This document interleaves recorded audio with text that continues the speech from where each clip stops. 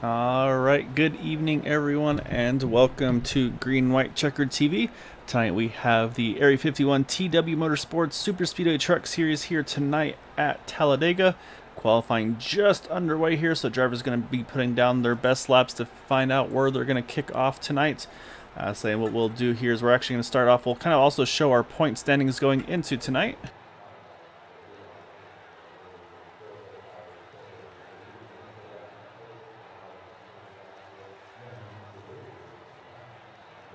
So we'll pull that up here. Let me hide this guy back behind it.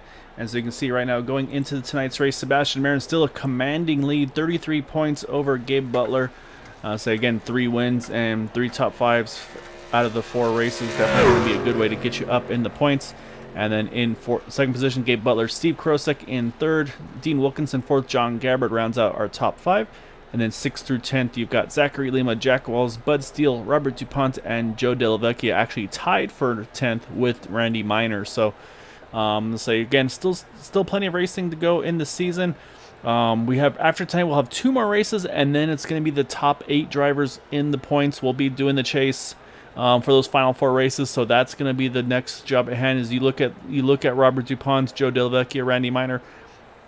They're going to want to close that gap and get up to where Bud Steele and Jack Walls are. So say that I think the intensity going to ramp up a little bit with these guys. Everybody's going to try to get that little bit extra if they can. So we'll definitely be keeping an eye out on that as well.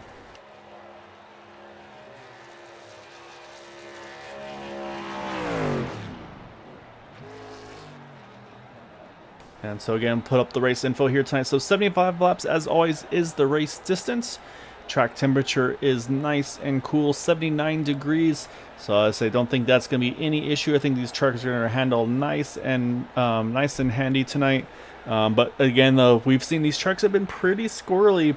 We've seen bump drafts sometimes work, sometimes don't work. Just got to make sure you kind of line it up right and time it well. As we saw on Sunday night on the Superspeedway with the Xfinity cars, they definitely are a little more stable in these trucks, so we'll see if these drivers can wrangle these guys a little bit better than the Xfinity guys and see kind of how the racing's going to unfold. But as you've seen with Maxwell and I, these races, I mean, there's always something going on, so it's going to be a lot of fun here this evening.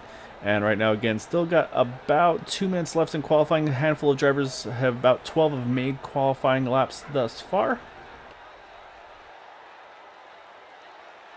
And same, we'll pull up the ticker on the top so you can kind of see right now where your favorite drivers are running as they qualify under this run. So like I said, still got a few more trucks on track, so we'll kind of keep an eye and see how it's all panning out. But right now, though, you see a handful of teammates there towards the front. And I believe about 25, somewhere in that range, drivers here look like they're going to be taking the grid here this evening. So another great group of trucks here tonight, again, with the Area 51 TW Motorsports Superspeedway Truck Series here tonight. Also, got to be a little bit biased. I say, well, not biased, but I say on a non-racing note, so I got to definitely wish my daughter a happy birthday today. I say she is a whopping 8 years old, so I say hopefully don't hear too much excitement from her in the background during the race, but I say it's been a pretty fun day for her. She's pretty pumped about everything going on. So I say I know from time to time you'll hear her in these broadcasts. So say not a professional setup here by any means, but always a lot of fun, and say love being able to kind of broadcast for these guys here with Area 51 on Thursday nights with TW Motorsports, of course Tuesday nights with the Indy Series with Dark Horse. And again, I mean, if you're interested in racing, they race 4 nights a week, 4 nights broadcasted. Obviously tonight we've got the trucks here. Sunday nights we've got the Xfinity cars at the plate races, and then Monday nights we have the Next Gen Series, and then on Tuesdays the Indy Series with partnership with Dark Horse Racing. So a lot of great groups that we can be partnered up with. So definitely check it out if you haven't had a chance to. It's a great group of guys, a lot of fun to race with them. Let's say that's the bummer of broadcasting. Someone say I don't get to race with these guys, which I would love to do some more. And I appreciate it, Dean. And yeah, good luck to you as well, sir. So I already see your strategy and plan here for tonight, and we've seen it work out pretty well for you. So look forward to see what you got in store for us here tonight, as I believe qualifying has just completed here.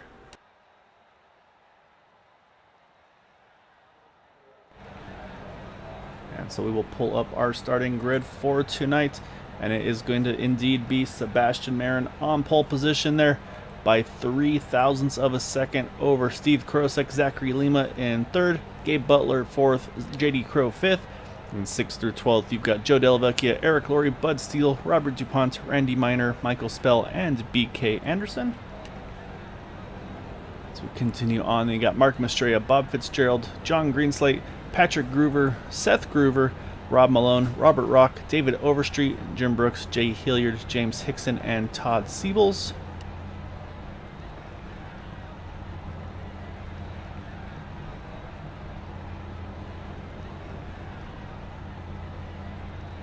And then the remainder, you've got Nicholas Lamb, Dean Wilkinson, and Alan Greenway. So it looks like 27 trucks going to be taking part in tonight's event. And again, I mean, we've seen how these races pan out, so it's going to be a lot of fun to see what these guys have in store for us here. And I say again, a few new faces here, and I love the combo, the numbers, the paint schemes. So you're going to have the 0-1 and the 0-2 trucks here taking off tonight. I say that's going to be, we'll have to find out what the relation is hopefully at some point here. But you've got Patrick and Seth Groover, so new names, new faces to the league. Always love to see the growth. And so it's going to be a lot of fun to see what these guys have in store for us tonight here, as waiting for the field to get all gridded up, and we'll get going in just a moment.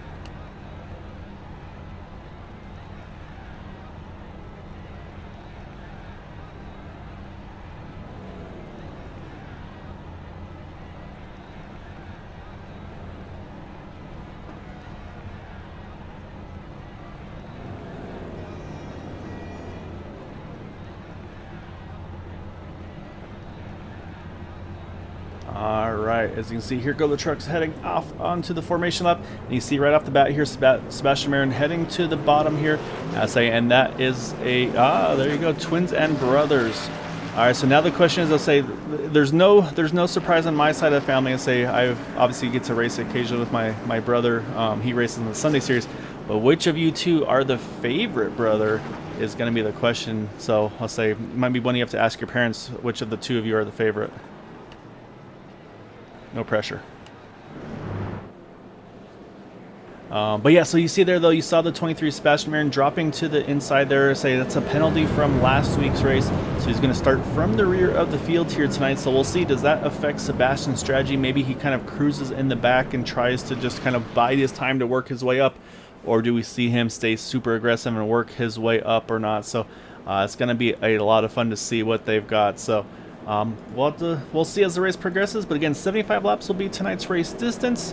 And again, they do have the one fast repair available to them, and the fuel window in the low 20 range, probably about 20, 21, 22, something like that.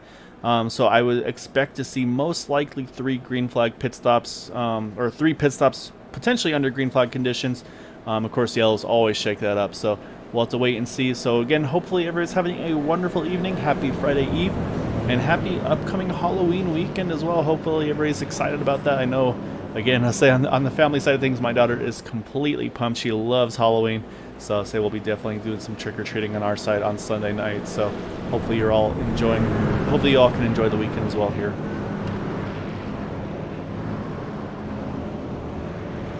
Alright, so a little hiccup there from Zachary Lima. Looks like it's all sorted out here. But on the front row now going to be Zachary Lima and Steve Krosek. Basically adjusting to the front row. JD Crow, Gabe Butler going to be row 2. Then you got Eric Laurie, Joe Delavecchia in row 3. As the pace car's just about to duck off here, that's going to put things into the hands of our front row. But again, here, the opening lap here on the initial green, it is on the green flag. From then on, any restarts, leader has control. But as I say, at plate races, you usually want to try to keep the field all stacked up together. So we'll say most of the time you're going to see these guys kind of packed up on one another. I think those late starts, as now the green flag flies, and we are underway here tonight at Talladega for the Area 51 Super Speedway Truck Series here tonight, as they get going here into turn number 1 for the first time.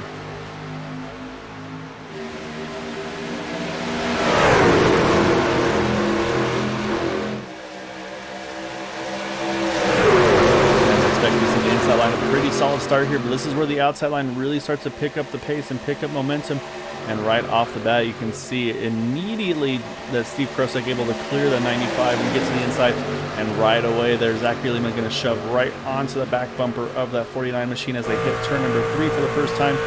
That's going to leave Gabe Butler leading the outside group, Joe Delavecchia to his back bumper here.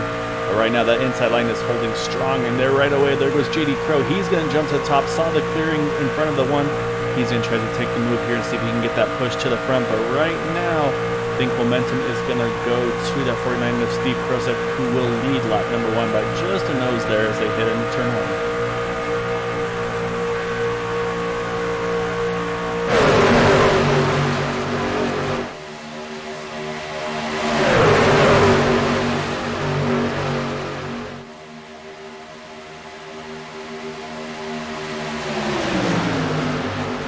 Down the backstretch, you see JD Crow just a nose ahead here. Now looks like he could clear should he choose to. And there he does a late move there. It was really close. I think the 49 actually had to roll out of the throttle to avoid contact just a little bit. And you can see it's really stacking up the field behind him. But it looks like everybody's going to get through it okay. You can see a little bit of movement here. Some trucks moving high, moving low. And there goes us in. Actually, talked about the brothers, the twins that we've just found out. Of Patrick Gruber and Seth Gruber. They have worked their way to the top side here. Going to see if maybe they can make something happen, or maybe just trying to find a way to get to a safe place. But from where I look, that looks like they're ready to move here. They're going to try to push their way towards the front. And they got behind them there. I think that is BK Anderson, if I'm not mistaken. Actually, I believe I am mistaken because he's down on the inside line. It's actually the 59. Things sometimes.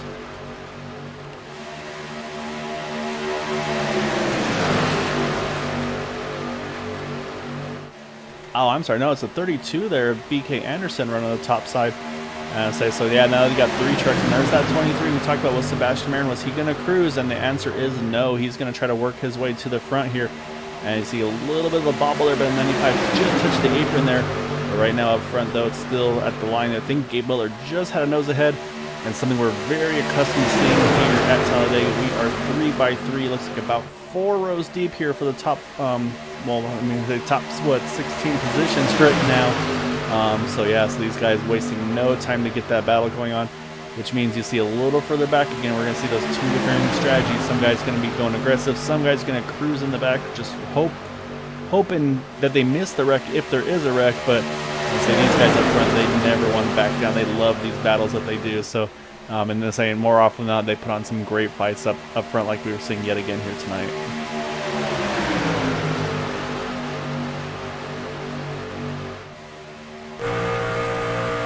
Right now, though, it's JD Crow just a nose ahead. He's going to get that left let in the 35 machine. As again, you see here comes that push again on the outside, the 1, and then also you see the 01 as well starting to make a good charge as well there. So. It's just ebbs and flows really of when the momentum picks up where. And I say it was the inside line for a little bit, but now here comes the outside line with a big head of steam. You see Gabe Butler, it looked like it was going to be him, but now it's going to be actually Patrick Gruber getting a big push there from his brother. But now the inside line, or the middle line I should say, again gets a great push, and there goes the one. He clears that first line. He's going to drop straight to the inside, pick up that number 35 of JD Crow. And say right now that middle line was doing very well there, but now only 2 trucks in that row here. So see Michael Spell peeking out on the outside in that 88 truck. Looks like he's going to try to pop in that middle groove as well here. But now I suspect we'll see that middle groove slow up just a little bit with just those 2.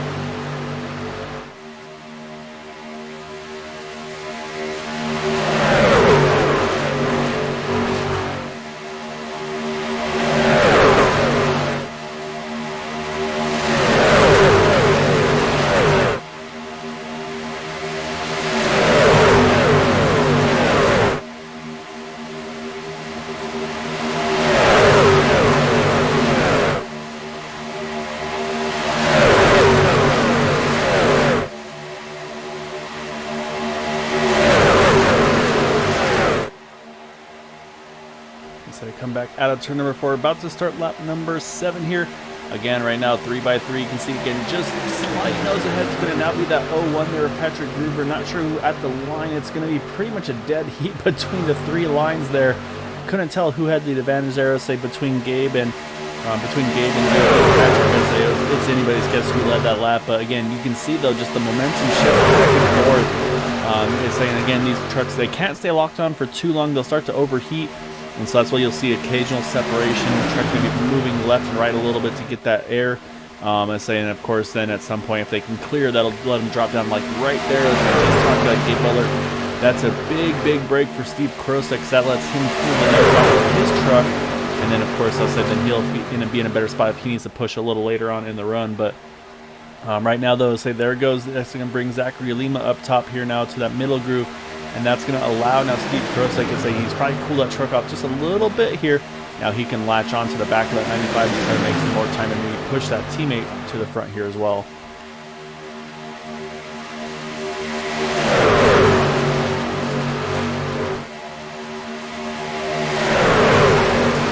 We'll jump out a little bit here. We'll pick up Sebastian Marin again. So they talked about him during the beginning there. Had to drop back to the back after a penalty from last week's race.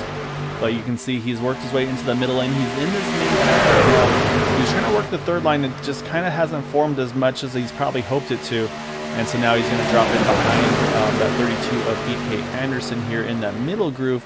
And then, of course, like we mentioned, from about, looks like now about 12th on back here, drivers just kind of playing it safe here. Actually, I should say about 13th on back here with Bud Steele. You can see these trucks all deciding to run pretty much single file on back here from Bud Steele all the way back to James Hickson. However, all these trucks still safely in the draft right now. So I think, again, that's the kind of the different strategies. You want to be aggressive early. You want to try to keep that truck in one piece to the end. Because, again, you don't expect to have wrecks happen. But, of course, I mean, when you're running 2x2, 3x3, eventually some things just happen, little mistakes, maybe a bump gone wrong. And then that'll take out a good chunk of the field, and that's always the concern for some of these drivers. But again, I think it's just too much fun. I think for these guys not to be fighting 2 and 3 wide like they have been, and doing just with some great success here. As I say, we're about to again kick off lap number 10. Is actually a surprise move there. Look at Gabe Butler. He's going to jump to the top. Oh, a little wiggle again. Oh, there's the contact we just talked about, and that's going to catch a big chunk of drivers here. And you can see there, one up and over there. That's the 0-2. You see a few more drivers getting caught up in it. Say even in the back, just could not avoid it all. And unfortunately, that is going to be our first yellow of the night. It's like, say, a handful of drivers all getting caught up in that one here. Looks like the 0-2 definitely getting a really tough shot on that one as well. And so we'll go back and look. But you can kind of see it looked like it just, unfortunately, the bump just got him really squirrely and just never was able to recover from it. But you can see, more and more troubles for these trucks here. You've got the 08 there, Bob Fitzgerald, Jay Hillier with some damage. Steve Krosek also motor damage, Nicholas Lamb. So a lot of trucks here caught up in this one here. It looks like, I say, Gabe Butler having to take a tow actually back to the pits. So let's go back and take one more look at this before we get to our pit stops here. But yeah, just like looked like that one truck just got a little squirrely with those bumps and saying try to catch it, and then unfortunately just was too late here. So we'll go back, we'll take a look here. So you can see right there's the first wiggle, tries to catch it, and then unfortunately at that point it was just too late here. Let's go back. I'm gonna check one more time if it was, I'm not sure if it was just, it looked like it was a couple bumps honestly from where I was sitting. But yeah, you can see there just the little bit of movement there from the 95 it's so easy to do, unfortunately. And then from there you can see Gabe's just trying and just unfortunately there's just nothing he can do at that point. And then you can see the trucks on the inside making a great move to duck over to the left to try to avoid that. But you see right there the 49 just gets caught in the left rear. Unfortunately, that sends him head on into the wall. Then you see a few other trucks here also making pretty solid contact. But a few that snuck through here. Let me look at Michael Spell. Looks like he's just going to sneak through the window there. Also trying to see who else may have been able to poke through here. The 23, it looks like Sebastian Marin. I think he's also made a pretty good move to get around all of this as well. So good heads-up driving by these guys. You can see that in the infield, though, just pretty much a parking lot there. But yeah, so pretty much everybody has hit pit road here. Surprisingly, though, not sure if this is a mistake or not, but Michael Spell looks like he stayed out under this yellow. I did not expect to see that there. I really feel like everybody should have pitted there under that yellow, and it looks like second on back did. It's going to be Eric Laurie going to win the race out of pit road. But yeah, it looks like from second on back did go ahead and pit. And of course, we're going to see a lot of mixed strategy here on damage repairs versus fast repairs. And of course, like I said, this is going to be probably the one fast repair for a lot of drivers here, unfortunately. So we'll have to kind of wait and see how the damage repairs look to some of these trucks. Looking at pit stop times, a lot of quick stops here. say now we're starting to see the longer pit stops. You see Randy Miner, he's been in for a little while now, getting damages repaired to his truck. Bob Fitzgerald, same thing for him. And you got John Greenslate here. So all the trucks that had motor damage, I think they have no choice. They have to go ahead and use those fast repairs. I think everybody else has the opportunity to get some damage repairs done to their machines. As Dooney mentioned, Gabe Butler got his tow. He's back out on track here, but he's going to be the last. I believe actually he's going to be on the lap, a lap down, I should say. Apologies there. And actually, my ticker hasn't been showing you guys everything. Apologies there as well. Now we'll show up all the field here. But yeah, so we'll see here. See a lot of trucks just now leaving pit road there. Rob Malone, Robert Rock, Bob Fitzgerald. Still see some damage to that 171 machine. But as long as they can hold the draft, I don't feel too good about that 08 truck. I think he's going to need to use that fast repair. That's always the risk versus reward of those damage repairs. But I'm going to watch for Michael Spell, and yeah, he's going to stay out here. And here comes a lot of drivers again going to top off as well. But, I mean, Michael can only go about probably 10 more laps here until he's going to have to make a pit stop. A little nervous about this pit strategy from the 88.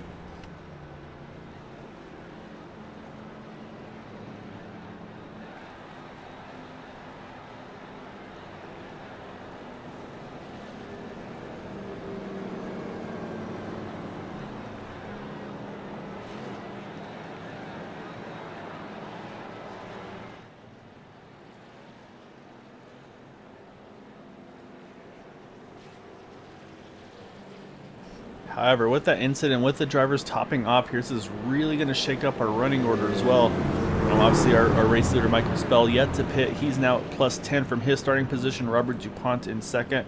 He's plus 7. Joe Delavecchia, I say, he actually started towards the front, still running up front there in the 52. He is third, started in 6th. Then you got, look at Jim Brooks, plus 17. Patrick Groover, plus 11. Rob Malone, plus 12. So... And then here comes the drivers that topped off. So basically Eric Laurie on back. So 7th on back, all topped off here on this one to go. So they'll have just a little bit more fuel in their trucks than the rest of the field here. But yeah, so we'll see kind of what the best strategy is going to be here. But like I mentioned, it's like not a knock on Michael, but I'm a little nervous here about him staying out like he did. Because like I said, he's going to probably wind up having to pit on his own. So we'll have to wait and see if this is going to wind up being a good call or if this is going to wind up biting him, because we still have a long way left to go in this one. We're on 12 of 75, and I believe even on the laps that we're at right now, still is a 3-stop race. I don't think you could stretch 2 here, but we'll have to see. These guys are a little better at math than I am, so maybe there is a 2-stop window, and that might be where Michael is thinking that if everybody's still stuck on 3 that he could do this. So we'll see. That's always the strategy here, and of course this is all pending it going green to the end. So we'll see on this restart here. But basically, you're gonna have the top 3 side by side, or top 3 rows, I should say, and then the 7th place on back are all gonna be single file here. So that's the next question. Michael Spell, he's got control of this restart here. If he chooses to, if he goes early, he could have a good chance of shaking this field up by a big margin. And sure enough, there he goes. You can see right away there, they are not ready for that restart. And he is just off on his own here. I mean, look at the margin here. You can see everybody starting to jump around trying to figure out track position here. And they were not ready for that. I mean, Michael will say it's nice at the moment, but he's going to have these trucks with a huge head of steam on the back of him here, which is going to be led, looks like, by Joe Delavecchia. He's got that low one of Patrick Groover behind him. So I'll say these guys are going to be coming up with a big head of steam here, probably going into turn number 3 here.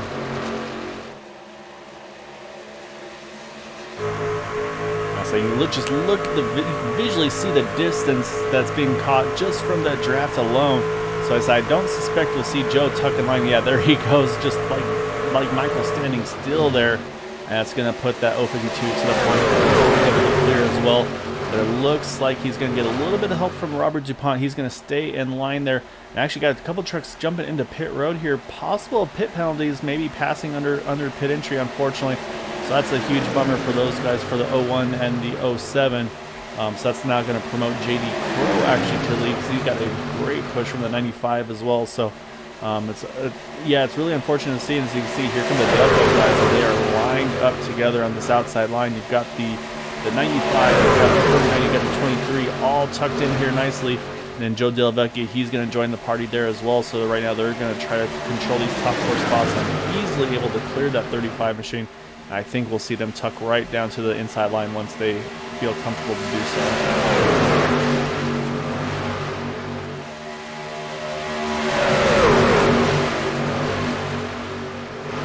Actually, as I say that though, it looks like they might be more comfortable running this middle groove right now. Because you can see they opted not to drop back to the inside, and you see that 35 starting to pick up a little bit of momentum on them.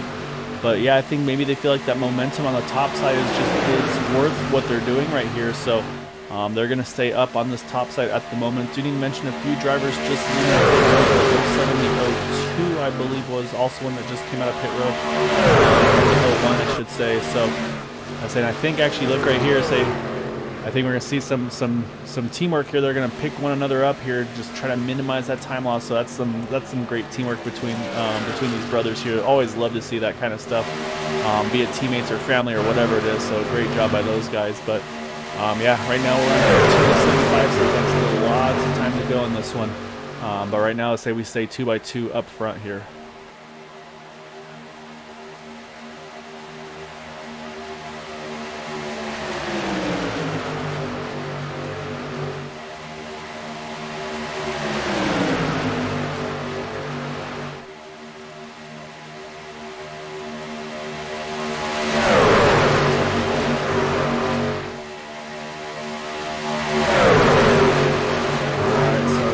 Again, looking at the trucks that are where they are right now on track. So drivers that topped off, J.P. Crow, Zachary Lima, Steve Krosek, Eric Laurie, Sebastian Marin.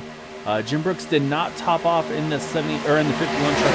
Actually, you see him jump into the top there. I believe that was Steve Krosek. Not expecting that here. Not sure, maybe something going on with that truck or if something's happening here. And yeah, actually, looks like heading to pit road. Not sure what's going on this call. If it's maybe something going on his end, hardware issues, or something along those lines. I'm not sure, maybe or a penalty or anything like that. But either way, though, he's hitting pit road here, and that's going to hand things back now. Still holding pretty steady, but it does cost the Dale Cup guys one of their helpers here up front. Right now, it doesn't look like that's going to be too much of a loss for them as things run. So these guys are holding very strong right now. Mark Estrella in the 66 is in the 6th position. And then, yeah, so pretty much on the top off group here, we got all of these guys in front. But the one I'm watching, though, Eric Laurie, he was the first of those to top off, or come out after topping off. And he's just been in cruise control mode in that 071 car, or truck, I should say. So I'm going to be watching him to see what his strategy is here tonight. Also on the lap down front right now, Gabe Butler in the 1 truck, who's just a few trucks behind the 071. He's right now sitting as the first truck 1 lap down, so I'll have to keep an eye on him as well. And looking to see about the Steve Korosek. Looks like he's heading back out on track now. So yeah, not sure what that was, if it was maybe just a drive-through or a pit penalty or what there, unfortunately. But you see the 49 though, he's has whatever it was. I say if it was a penalty, he served it. It's back out on track now. But also it's him now a lap down as well. Apologies, I forgot how to talk to you.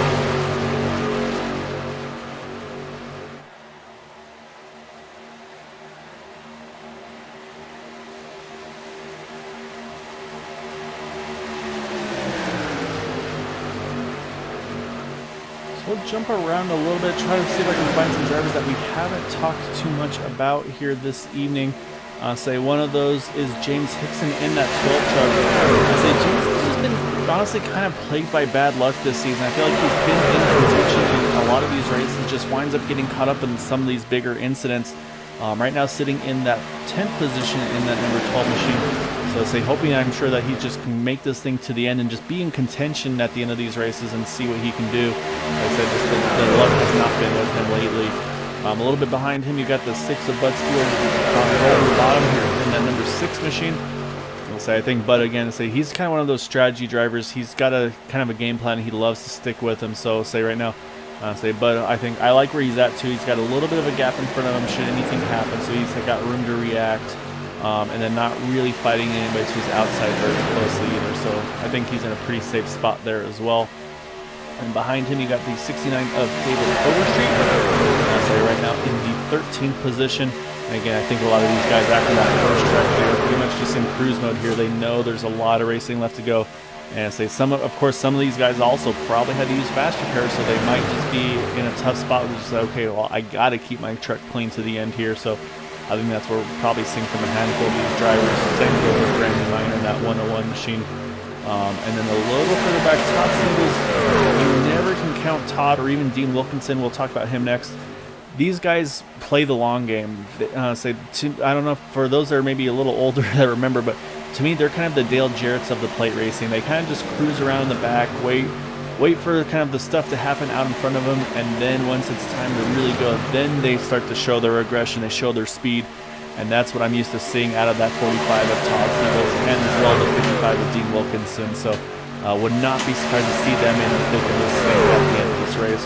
Once it comes crunch time, I suspect we'll see them in the running for it. So another one sporting a new paint scheme tonight in that 59, Jay Hillier. I feel like Jay's same thing. I feel like he's kind of a similar situation as BK Anderson. Just a lot of these races just gets caught up in incidents, unfortunately. None of his doing, just wrong place, wrong time. But I say definitely don't count him out as well. I've seen a lot of good pace and some great pushing as well from that 59 truck. So it'll be a lot of fun to see, I think, what Jay's got in store for us. As long as if he can put himself in position at the end, I think Jay's going to be another one of these drivers to watch here tonight. That being said, if you're going to win, you're going to have to beat the Dale Cup guys. Right now, they've got the outside line formed pretty nicely here. You've got Zachary Lima. So I got to make sure I get that corrected, because I keep doing that. And they even have it on the back of one of their trucks to pronounce it correctly. They've got Zachary. They've got Sebastian Marin. They've got Joe Della Vecchia right there as well. So they've got some of their teammates here all up in this top group right now. So doing exactly what they need to be doing. The driver we're going to be watching now is going to be that number 88 of Michael Spell. He is, and there he goes. He's going to tuck in now into pit road. And this is what I was afraid of, is he's going to have to pit on his own here. Nobody's going to have to short pit as early as he does. So now he's going to have to hope that this strategy maybe has a way of turning around and putting himself in a potential better position. But he's going to make his first pit stop here, coming to lap 23.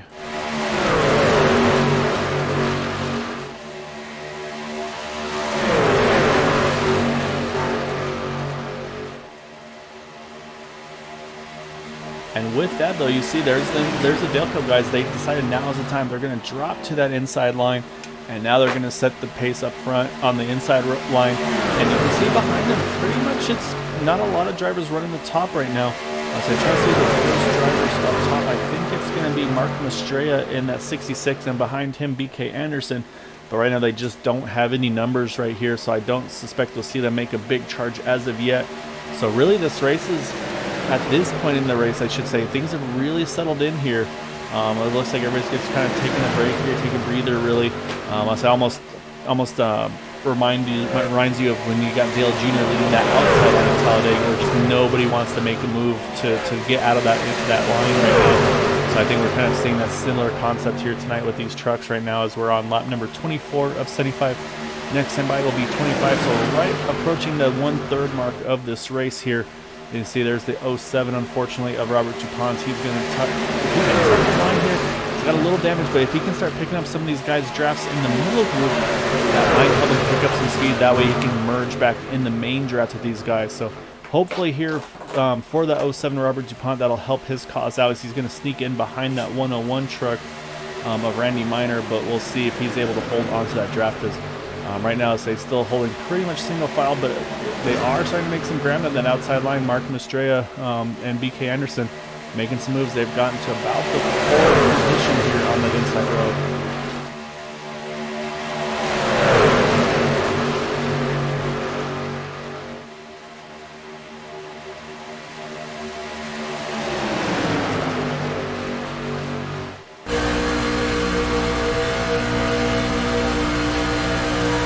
you want to know what it's like to be looking at in front of one of these trucks to say there's not a lot to see. I say this is actually even a more centered view, so that these guys be sitting a little further forward for where they'd be racing in these trucks right now.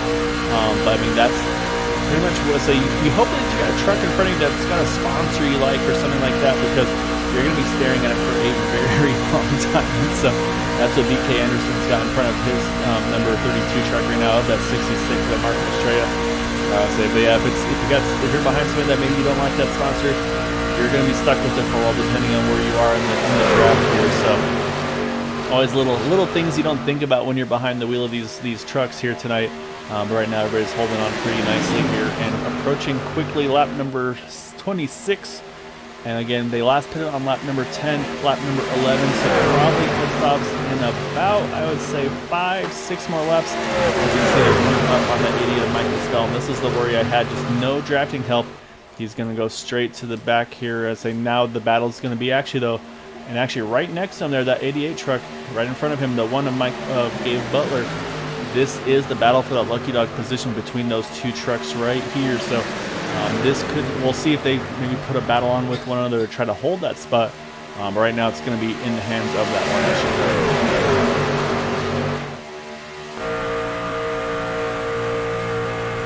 Out the back of our race leader, Zachary Lima. And you can see on the outside, you've got the 66 still starting to push just a little closer lap after lap here.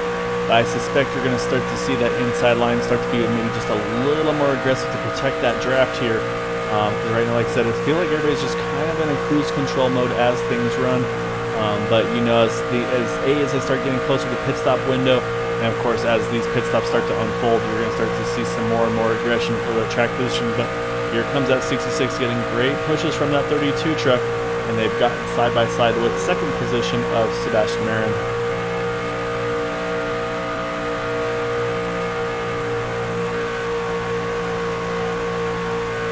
And look there on the top side, and say we're talking about Michael Stell, and sure enough, he's going to jump to the top here.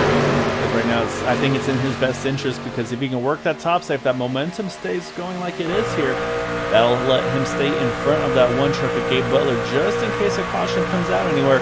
That'll put him in a great position to be the lucky dog, and then force the one truck to either have to take the way around or wait for hopefully another yellow to put himself in that position. So, but right now, say the 88 is in that lucky dog position by just a couple car lengths here over that number one truck. So you look at the back, you can see right behind that 51 Jim Brooks. So yeah, so right now it's that 88 holding that lucky dog position here. But again, these guys are all set to pit here in probably about, we're on lap 29 now here, so probably about 3 more laps, I would say. I think we'll start seeing drivers come in probably around lap number 32, 33 range is going to be my rough estimate. So we'll see if my numbers are right, but then of course the question is going to be, does anybody go off strategy? Do you short pit a little bit? Do you try to maybe just try to break away from some of the other drivers and maybe try to surprise some guys, and maybe don't either not call your pit stop or maybe call it really late in order to try to separate yourselves from the rest of the guys. So we'll have to wait and see. One thing I have to mention, I haven't forgotten about these guys. You got the 01 and the actually it's the 01 now working with the 49 of Steve Krosek.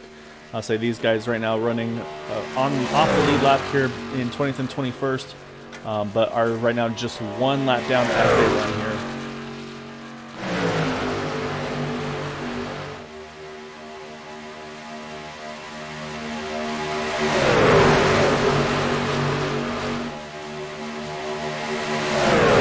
One more truck jumping to the top. Looks like he's ready to make some moves. And that is the 69 of David Overstreet. He's ready to start trying to close that gap as well.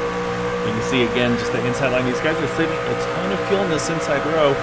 So I think that's what we're seeing is, again, the two strategies, fuel savings versus trying to get that track position before the pit stops.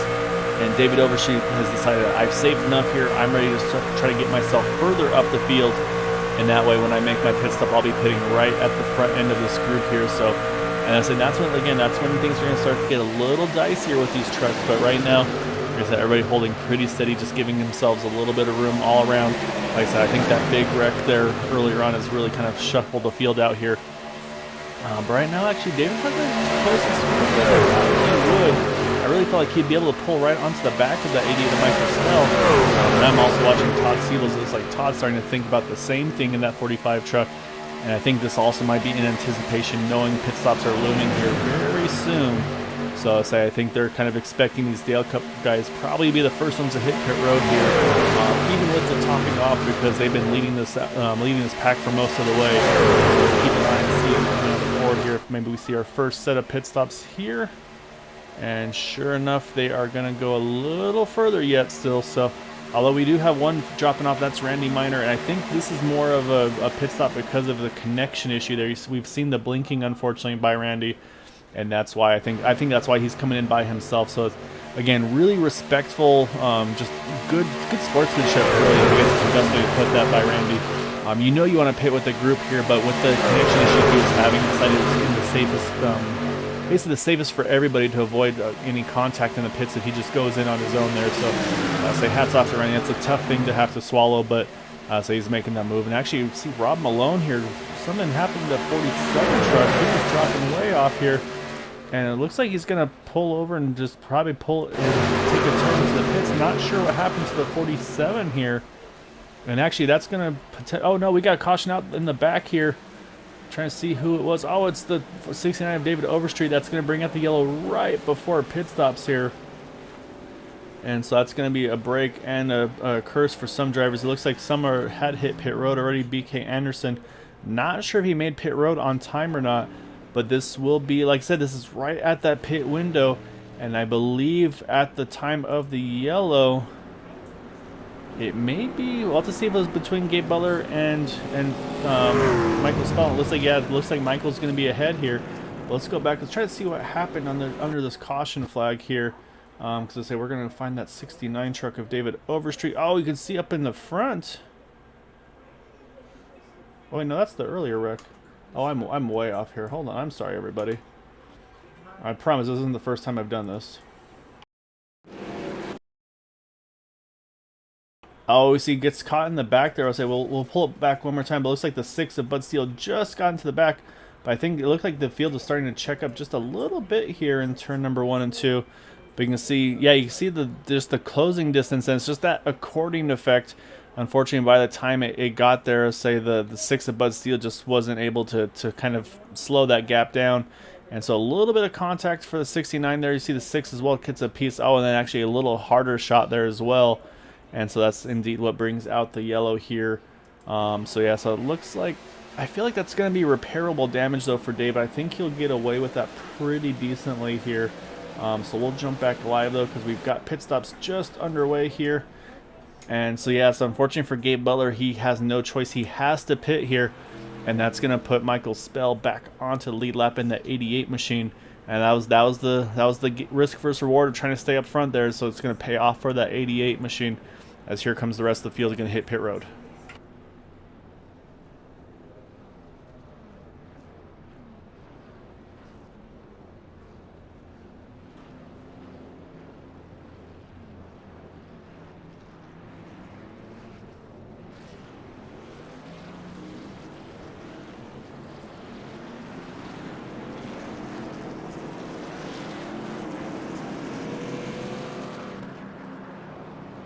And it's going to be J.D. Crow winning the race out of pit road here. Saying it shows, you see there right behind him the one of Gabe Butler. Say again, unfortunately still trapped a lap down. So say he's going to wind up cycling towards the back of the field here.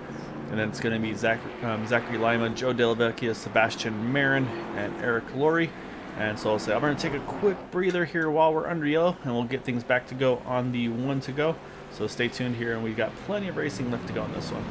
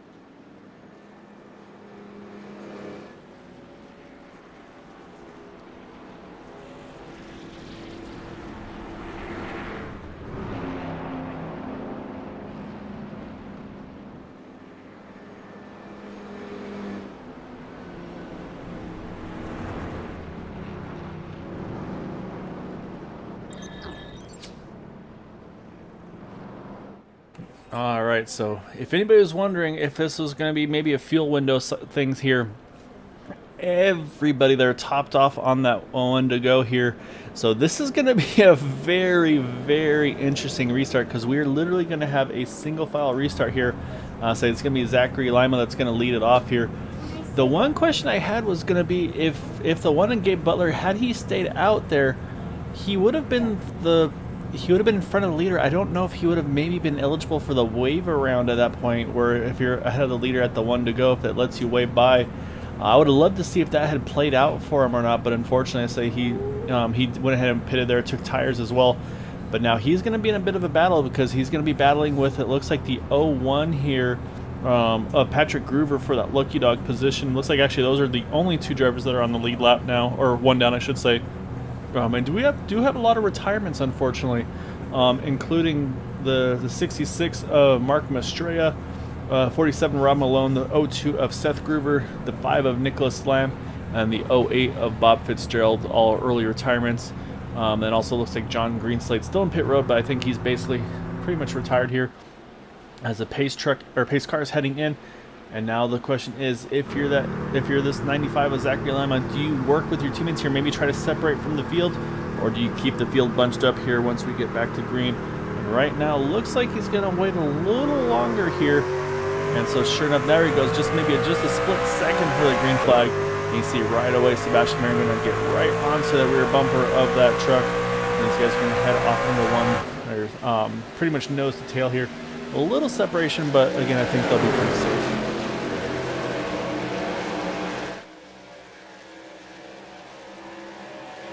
But you can see that field has really stretched out here. You can see how stretched thin it was there. We'll take a better look here down the back stretch. Right now, let's say the field's all, like I said, that single file. Look how spread out these guys are. And saying that's the risk of the topping off here. So if you're in the back of that group, you gotta hope that you get lined up and up to speed. Right now, one of the bigger gaps here is actually the 88 of Michael Stell. He's over a second behind Jim Brooks right now. And then you go a little further back, Jay Hillier, he is about a second off of David Overstreet there.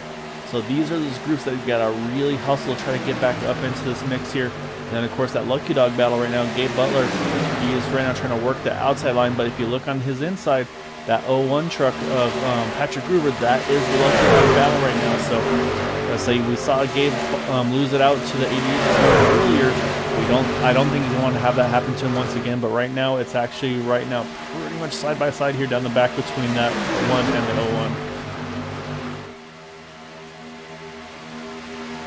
And the other thing, though, I'm looking now, also JD Crow, now he's the one that's leading that second group. They're about 1.1 seconds off of Jim Brooks, and it's not really closing very well here. And you can see they're also running 2x2 now. So I'm going to keep an eye on lap times, and also need to mention BK Anderson. He's really fallen off. Actually, he's hitting pit road, it looks like. So something going on with that 32 truck. Unfortunate for him. Again, talking about the bad luck, and it looks like it's going to strike yet again for that 32 machine. But it does look like, it looks like everybody's going to start gathering back up, though, because now those lap times are really picking up from these drivers a little further back here. So I think it looks like as things run here, we're going to get back to about those 15 or so trucks. All going to catch the lead pack. Unfortunately, the one that's the odd man out, that's going to be the 6 of Bud Steele. Something's happened with him as well. He's way off the pace here, and he is, unfortunately, in pretty much no man's land right now.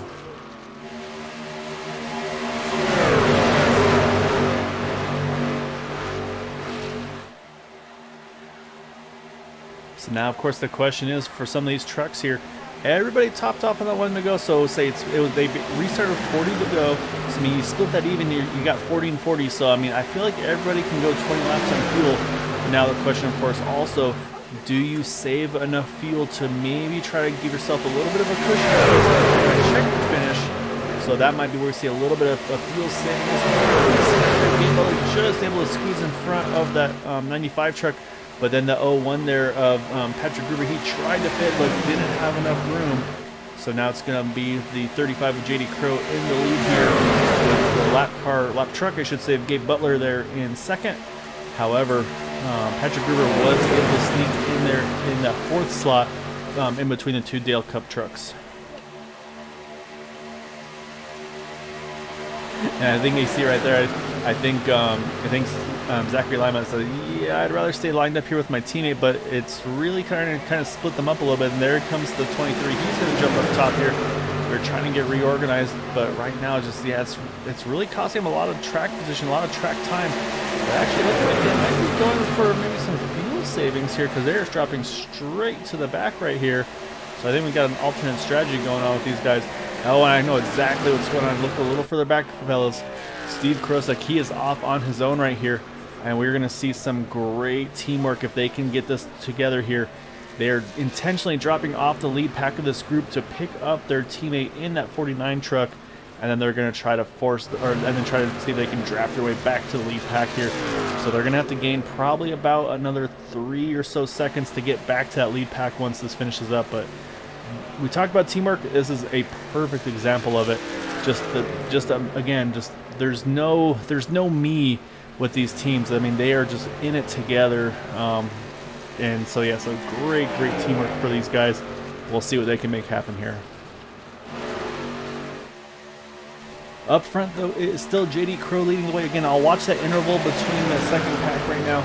I say, like I mentioned, Zachary Lima and Steve Krosek, they're hooked up. They're catching Sebastian Marin, and then from there they're gonna have to gain about 3 seconds or so, I believe, to get to Joe Della Vecchia. So we'll see. As I think they'll also pick up Joe as well. I think Joe's trying to work with them as well here. So I'm saying they got 3 of them together now. But now here comes that lucky dog battle. We just talked about it. Patrick Gruber, he's working the outside now of that one truck of Gabe Butler, leading that outside pack. So again, if he can get his nose ahead of that one truck, that would put him in that lucky dog position. Honestly, I mean, he could even go for it all here. If he can get around the 35 truck, he could be on the tail end of the lead lap as well. And then he would be on the lead lap, and the one truck would be on the lead lap. So there's so much to play for in these battles here. Say, be it for the lead or for the lucky dog. There's just so many strategies that can come through here on these ones.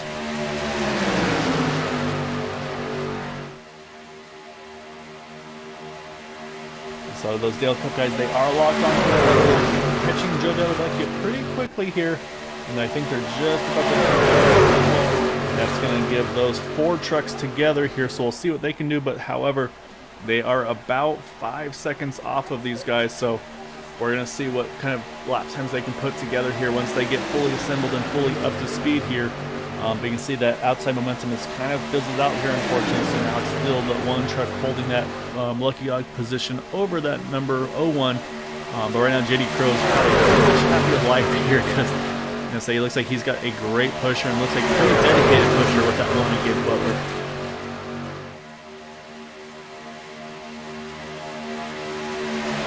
However, again, last time by 51.84 for the leaders. The Dale Cup guys in the back there a little bit, 51.30, half a second quicker that last time by. If they can keep that momentum up here, they can definitely get there.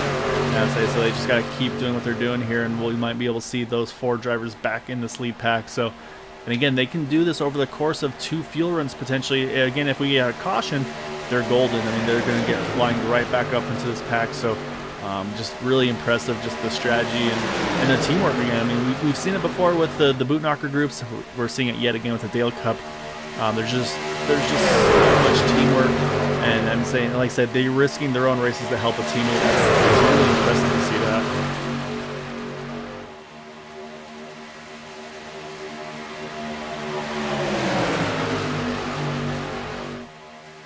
You see the 01's kind of being left out in the middle here, but is it going to be enough? See the 55, he's able to clear, but he's not able to let the 59 of Jay Hillier clear. So they're going to stay 3 wide here. This is just completely slowing down this middle and outside lines right now. So like I said, this is a huge break for that one truck of Gabe Butler. Gives him a lot of breathing room.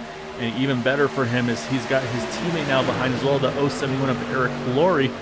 And say again, we talk about teamwork. I say Eric would probably do whatever he could to help out as well. So I think right now these guys are just now going to try to manage that gap, and of course manage their fuel here as well until it's time to make that final stop, which will be in about 10 to 12 more laps here.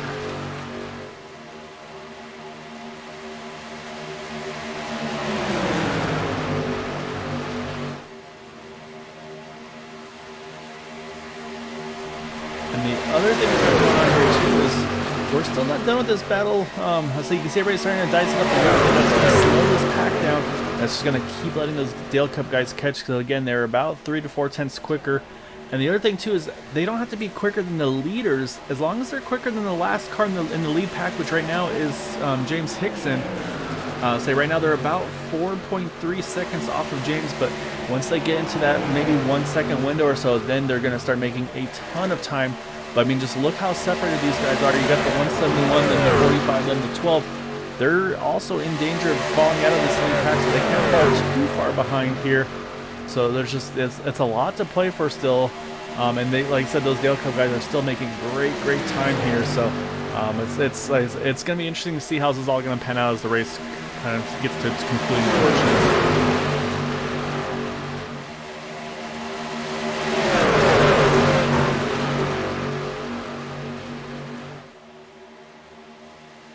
And you can see the 01 there, Patrick Groover. He has not given up. He's actually getting great pushes now from that 55 of Dean Wilkinson. And he has gotten side by side here with that 01 truck of Gabe Butler. Now just a nose ahead here as he comes out the back. So actually put that number 1 truck actually now in that lucky dog position over the 1 truck of Gabe Butler. Again, though, I mean, I think at this point, these guys need to be focusing on trying to make it to the end on one stop and get that green flag pit stop in. Because at the moment, they've got that 4 or so second advantage over the Dale Cup guys behind them. And I mean, you say not a knock on them or by any means, but they've been very dominant this season. So if you can make it between just this group up here, I think that's what you want to do. So while you want to be aggressive and of course keep yourself in that lucky dog hunt, you really do not want to bring out a yellow and put them right back into the mix either, because you know they're going to find a way to get to the front here. I'll say this 4 second deficit is pretty much the best thing you got in your favor here at the moment. As actually there goes that number 1 truck, 01 truck, I'm sorry. He's going to take the not the lead obviously, but he's going to be the first truck now, tail end of the lead lap right now.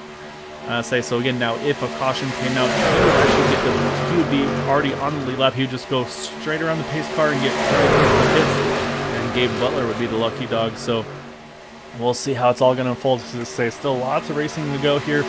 Probably about another 8-9 more laps until we see our first set of pit stops here for that final potential pit stop as well. But now it's going to be trying to see if he can sneak around that 01 truck and get to the point.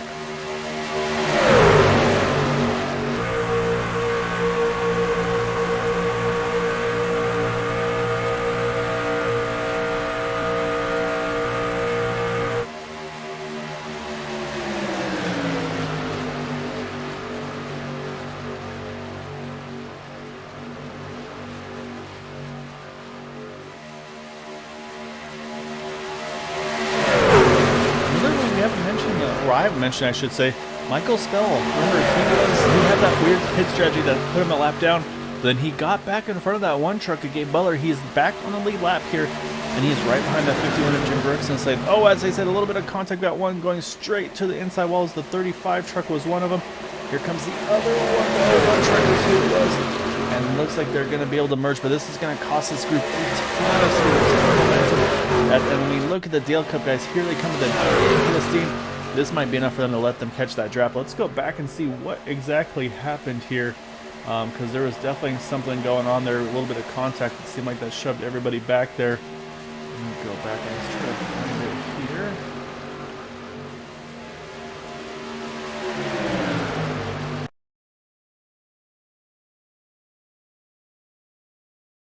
Oh yeah, the 35 looks like just maybe a bump, not quite square there. But great hands by that 01 to hang on to that truck there. And you see he chases it all the way down to the inside wall, but saves that truck. Great job by Patrick there. And you can see able to get back. And that's another great move right there as well. Got it back to the apron, but not right back out on track. And couldn't be able to hold on to this lead pack. So we'll jump back live yet again. And like I said, that one little head, here comes the Dale Cup guys. They've caught this group and they've got a big head of steam here, and you know they're going to use that momentum here to get towards the front.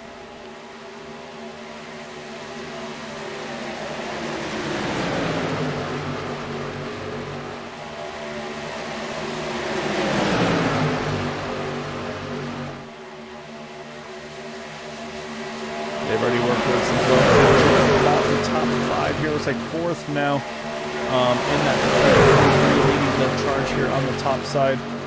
And saying again, they're not done yet. And so actually the one leading the pack right now is the one truck of Gabe Feller. So he's now on the tail end of the lead lap.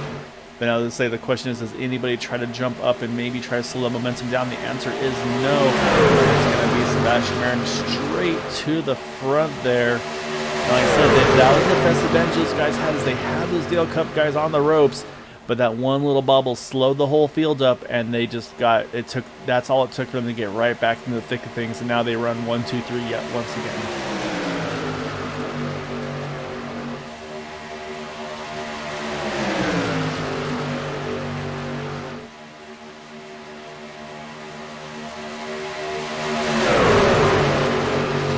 Only question I might have, and I think the top off solves that issue, but the only concern I had for the Dale Cup trucks was whether or not they had to push maybe too hard here, trying to catch back up to that lead pack.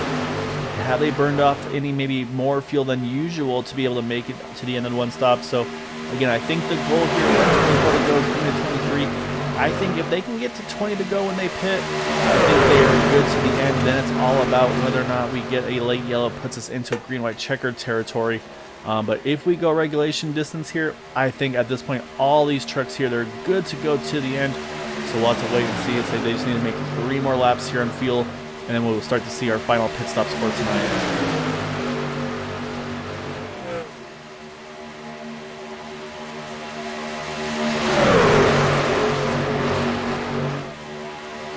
Also have to mention that it's not for Gabe Butler. He's the 3rd truck on the inside line. But just a few trucks back is that 01 here again of Patrick Gruber, and we saw him do it once. He can definitely do it again. And right now he is running on the inside line. There's a few trucks behind, but he has plenty of opportunity here. He can easily jump to that middle line, maybe try to push Dean Wilkinson a little bit forward. But I think right now just kind of trying to play the waiting game a little bit until it's really time to go here. So we'll have to keep an eye on that battle as well, which could go all the way through the pit stop cycle. We'll have to wait and see.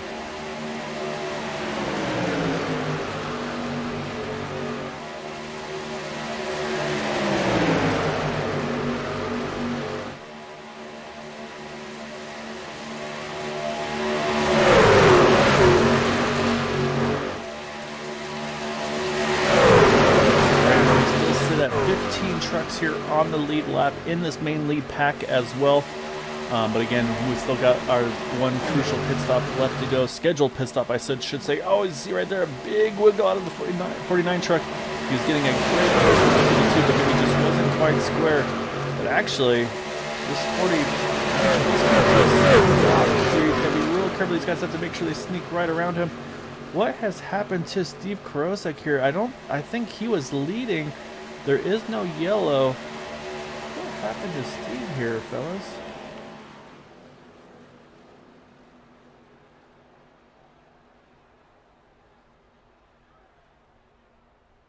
The only thing I could think of is maybe if he ran out of fuel, but that doesn't seem probable. Let's go back one more time here. I'm gonna go a little further back. We're gonna listen on board here to that truck. See if maybe that might be exactly what happened. If he ran out of fuel, we'll actually hop on board and listen. Oh, you hear the sputters. He was out of fuel. That's exactly what happened. Great reactions from the rest of the field to avoid him. We'll jump back live here. But yeah, that was a close call for our leaders. And actually, here they all come. Everybody's heading in here, pretty much coming to 20 to go. We got 2 going to stretch out a little further. As you see, everybody's trying to hustle into pit road. A little bit of close calls for a handful of trucks. But look at the gaggle of trucks here all hitting pit road together. We have 2 trucks, so they're going to gamble. They're going to go further.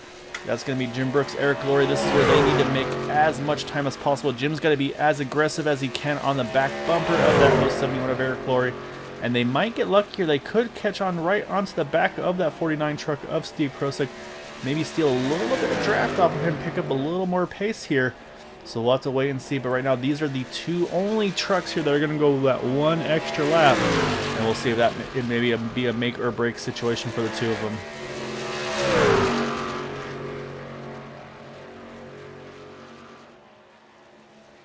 And actually, here comes Steve Karosek hitting pit road once again.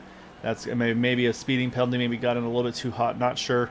But you say, here comes Jim. Here comes Eric. They both hit their pits. Look like pretty nice and calm there. And I say on the pit exit right now, it's Sebastian Marin that won the fight out of pit road. And he's got the 1 and the 95 right already onto his rear bumper. So like I said, now it's going to be all about who can get up to speed the quickest. I mean, look at Patrick Gruber. He is right there still. This Lucky Dog battle is still not over between the two of them. Gabe cannot shake him even with that pit stop. So now we're going to keep an eye on the pit stops here again. I say you see Eric Laurie gets a great exit here. He's actually going to separate himself from Jim here by a couple of truck lengths. This could be... We'll see if this is going to be enough for Eric. We'll watch off the back of this truck here. But I think it's not going to be enough. I think this extra lap there just wasn't enough pace. And he's going to lose this lead packer as they are going to come swing around him right here at 1 and 2. But might just be enough to tack onto the back of these trucks here with that 55 led by Dean Wilkinson.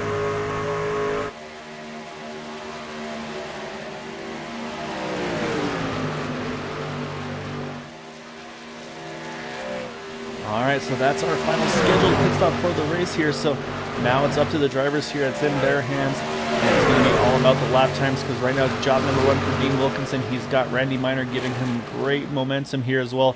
I think they're still in the draft window. You see Eric Laurie, he's caught up to these guys as well. Unfortunately, Jim Brooks not as lucky. We saw the separation. That was enough to separate Jim from that draft. So now he's kind of off on his own there. So he's got a ways to go. He'll get picked up by David Overstreet there. As well as Michael Spell. But right now this is the front pack here. And again, that one truck, Gabe Butler right now. First truck 1 lap down. Second truck 1 lap down. The 01 of Patrick Gruber just 2 trucks behind him here. Or 3 trucks behind him, I'm sorry. But I'm looking at the interval here, and Dean Wilkinson is on his way. And I'm saying he's going to have a nice charge here, so we'll see. I believe Dean and Randy, they are teammates. I suspect we'll see them work together. I think Joe DeLavecchio, though, I think he's going to stay with the other guys on that inside line. As I said, it won't matter. Caution is out towards the back here. And it's going to cycle all back. Look like it was the 69 of David Overstreet. Probably a bump draft gone bad, just judging by where they were in relation to one another here. And that's going to cycle everything around here, and that's going to put the 1 of Gabe Butler back onto the lap. Yeah, you already see the contact there. We'll go a little further back to get a better look at it here. But I think it was exactly what we just mentioned there. And I think it's just the bum draft gone wrong. Michael trying nothing malicious, just Michael trying to help David all he can. But you see right there that little bit of a shift to the left, to the right side of the truck. And then as soon as you bump there, that's just going to send that 69 truck right to the outside wall. And that's exactly what happens. But look at David, though, quick on the wheels, keeps it out of the outside wall. And is going to actually be able to slide it down to the infield. And it looks like, oh, actually, unfortunately, the 88 truck gets right into the driver's side door there. But again, I think if your options are killing the inside, it catches the left side on the inside wall. So it's still a little bit of contact for David. But I think that honestly could have been much worse for David than it actually was there. So with that, though, we're under yellow here. Now the question is 17 to go. Going to restart with about 15 to go. Do you take fuel here, make yourself good to go for green-white checkers, or do you want that track position? Like I said, Gabe Butler, doesn't matter. He's going to get that lucky dog position, but I'm watching that 01 trucks. I think you play the opposite game here, and the leaders are staying out. It's going to be Dean Wilkinson, the first to hit pit road in the 55. He's going to bring Eric Laurie, Jay Hillier, Todd Siebels, Jim Brooks, also Michael Spell, Robert Rock. Pretty much it looks like from about 5th on back, going to top off here. And this truck right here, the one of Gabe Butler, is thinking finally I get to get my lap back. We're going to see him jump to the top. There he goes. He's going to go get that lap back in that number 1 machine, which is going to leave just, I believe, actually, I'm sorry, it's going to leave 2 trucks, 1 down. The first of which being that 01 of Patrick Gruber, and the other going to be the 49 of Steve Korosek. But you know, if you were Patrick right there, you were just begging those guys in front of you to do a top off there, give me that lap back. Unfortunately, not going to happen.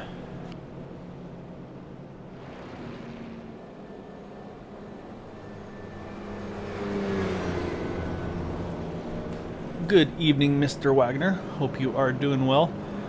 Our Tuesday night winner of the Area 51 Indy Series.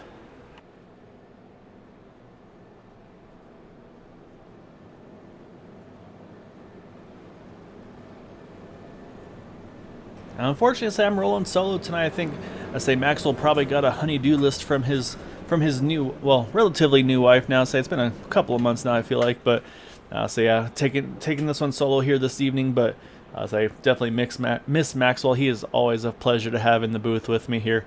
But man, it's been a wild one. Let's say we've had a little bit of everything. We've had some, obviously, a couple of incidents. We've had some situations where drivers had to work their way from the back to the front, and some great teamwork as well to kind of not leave one of their own to drop to the back though. So we're going to wait and see how it's all going to shake out here on this one. But we still going to have just under 15 to go right now. We're at 16 to go. Probably going to be restarting at 14 to go.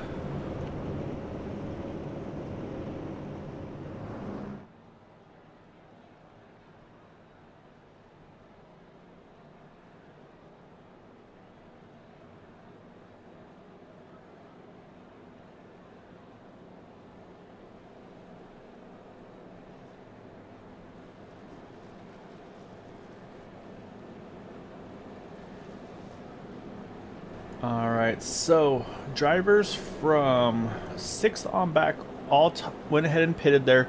There's nobody topping off here, which I think is the telltale right there. These guys know they've got enough to the end. They know they have enough for green-white checkers. Now at this point, it's just going to be a dash to the finish. And say so again, we've seen the aggressive driving. We're going to see even more of it here, as it's going to be those two trucks lined up next to each other, the 23 and the 95. But I'm watching still that 35 of JD Crow. He's been in these things to win them. Just hasn't had the right luck in these races. So I think JD's going to be one to watch for sure tonight. And I'll say the other driver I'm going to be watching as well, Joe Dellavecchia, I believe teamed up with these Dale Cup guys. And I would not be surprised to see Joe play an outcome in this one as well. But then you got some of the more teammates. Let's say you got the TW Motorsports guys. They're going to try to work together. Dean Wilkinson being one of those. And then you've got the Roswell guys as well. You've got Jim Brooks, Michael Spell. They're going to try to do some work together as well. So it's all to play for here. I say we're going to have a lot of teamwork. I think like I said, I think that's going to be their goal. These guys are going to have to try to find something special to dethrone these Dale Cup guys.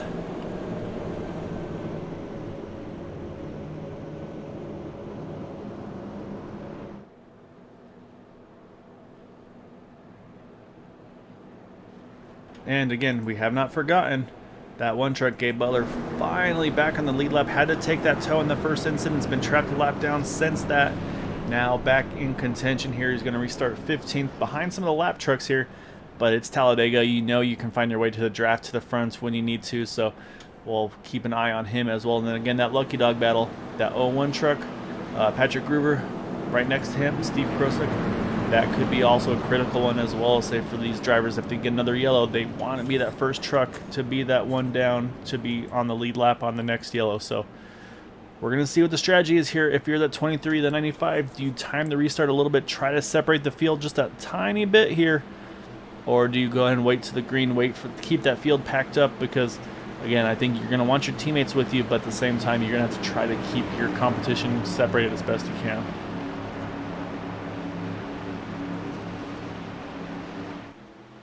As they come through the trial again, it's up to that 23 whenever he wants to go.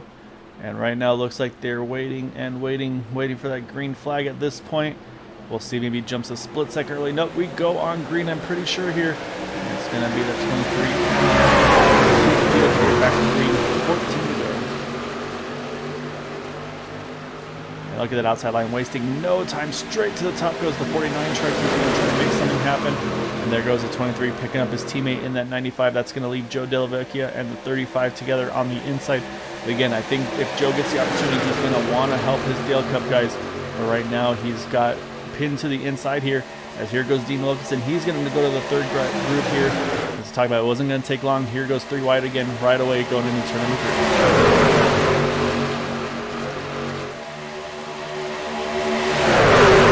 I feel like I said something earlier.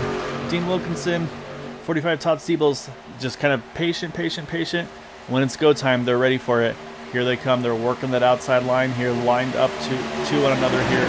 You got Dean Wilkinson, you've got Todd Siebels trying to make that third line happen. They're going to get to the front row here, just behind that 23 of Sebastian Marin. as right now they still lead the way here, 13 to go.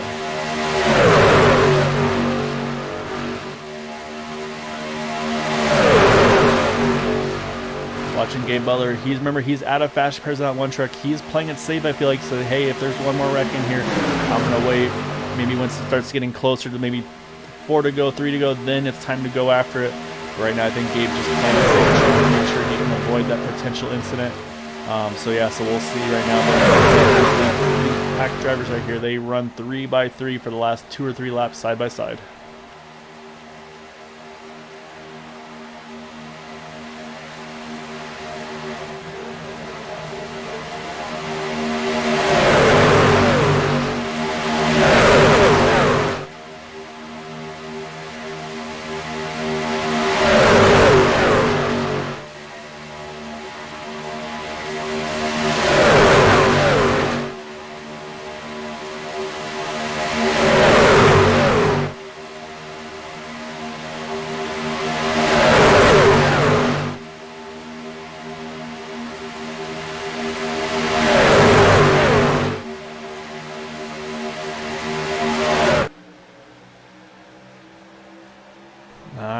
Jump back and keep watching what's going on here.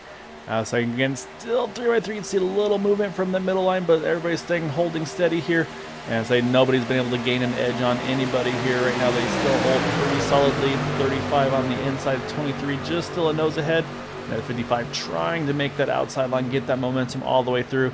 But right now, say it's that middle line that's got just enough here to hold. Trying to shuffle around a little bit more, so that more and more movement, that's what you start to get nervous about. Again, that lucky dog battle as well. It's Steve Krosick and Patrick Gruber right now. It's Steve Krosick just a nose ahead here. And actually, I believe it's Patrick Gruber right behind him, if I'm not mistaken. And this is where, honestly, I mean, if I'm Patrick here, I roll out of this, because if that 49 gets involved in the incident, you're golden if you can stay just, oh man. I don't think there was an inch between that 49 truck there and the 12. I'm amazed they made it through there. And look at that 35, got a good push. He goes straight to the middle, wants to try to block that outside line from the Dale Cup guys. That's going to allow Joe Delavecchia now to take point on that inside groove. We are now 10 to go here at Talladega.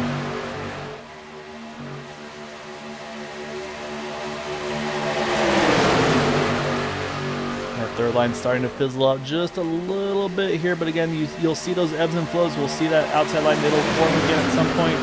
And will it come from those Dale Cup guys? Are they going to try to jump out from JD Crow and maybe make a move themselves? Right now, it's actually the 071 of Eric Laurie. He is giving a great push to Joe Delavecchia, has him just a nose ahead. It's actually going to be the 101 Randy. He's going to jump to the point here. He's going to get some pushing from Dean Wilkinson now. And I say again, all that shuffling is going to slow him up just a little bit. But here comes that 49 truck of Steve Krosick again. 1 lap down right now. But I mean, again, he could put himself in contention to be on the tail end of the lead lap. You never know with these races. Right now, these guys are starting to really step it up a little bit as we get to these closing laps now. Single digits here, 9 to go.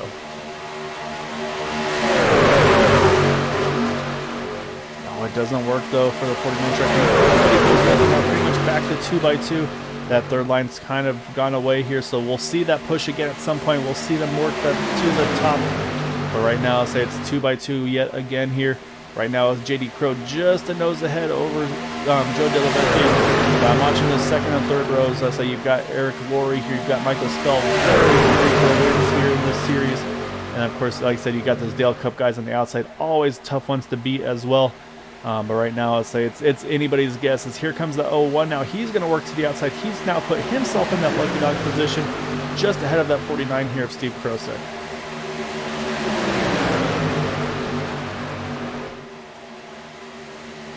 Oh, there goes the move. You see him jump to the outside. He's going to have to go to the bottom.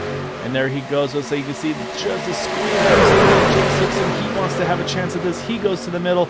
And he's got a great push here from Jay Hillier. We talked about them as well. They're starting to make their names heard as well as we get to the closing portions of this lap. 8 to go. As you can see, these drivers moving down to the bottom, trying to protect that middle group. Sebastian Marin, Zach Hillier, they cover off that charge. They saw the momentum coming. They blocked the momentum. They able to keep themselves in control. So now it's going to be the 35 yet again on the inside line with Joe Delavecchia right to his bumper. So you got the outside line being led by 2 trucks a lap down here. They're making a big charge at this one. And again, I mean, I think it's in Steve's interest here. If he can push that 01 to the front here, again, if there's a yellow and that 01's in front, he gets his lap back. And then the 49 will also get his lap back as the lucky dog, as long as they're not involved in it. So there's a little bit of everything in this one. I say, I'm sure for some drivers like David Overstreet, it's like, ah, man, you guys are lapped. I want to buy you guys. But I mean, he's in a good position behind them. But again, I say, you got 2 trucks in front of you that are lapped down. But I mean, that's what it's all about in these races. And just watching throughout the field, everybody's just trying to figure out where's the momentum, where do I need to go. Gabe Butler, you can tell he's waiting. He's like, I want to go, but I know I can't yet. There's still too many laps to go. If there's yellow, there it is right there, the 49 contact. Eric Laurie caught up in it as well. Michael Spell's caught up in it. And you can see Gabe Butler, he's going to try to avoid the contact. Great avoidance by that one trick. Just as we're watching, it sneaks right on through there. Unfortunately, though, Michael Spell, Steve Krosek, they get the worst of it. But I believe Patrick Groover, if he got away from it, he's going to be all right. So we'll go back. We'll take a look at that incident to see what exactly happened there. But unfortunately, though, Eric Laurie gets caught up. It was yet again a great position here. We're already seeing the wreck. Let's back it up a little more. And it looks like it starts right around James Hickson and I believe Steve Krosek. Let's look at this one more time. We'll slow it down just a little bit here. You can see everybody starting to pinch each other just that little bit extra as they're coming out of turn number 4. And actually, you see right there, actually, yeah, that 12 truck just really washes up, unfortunately. Say maybe the truck either getting tight or just maybe just misjudged where he was. But you see there, the 49, he goes up and oversighted a little bit. That's 71. 88 of Michael Spell. There's the 12. We talked about his contact, the 59 Jay Hilliard. Eric actually might get away with this as much as he was in front of the track there. I mean, look at this. He just slides through the infield here. I think this 071's going to, for the most part, get away with this incident here. Just catches the pit cone. We'll see. I don't know if that's clearable or not. I mean, I feel like that should be a pretty safe one to clear through. But yeah, I mean, just great avoidance. We're going to do one more look here. We're going to watch from the one truck of Gabe Butler, because I said he made some great avoiding action in this one. Let's hop on board. We'll go at speed as well. Let's back it up here. Let's hop on board with that number 1. And this is why Gabe was rolling in the back here. We knew he was trying to avoid those incidents. Let's watch it as it unfolds here at a 4.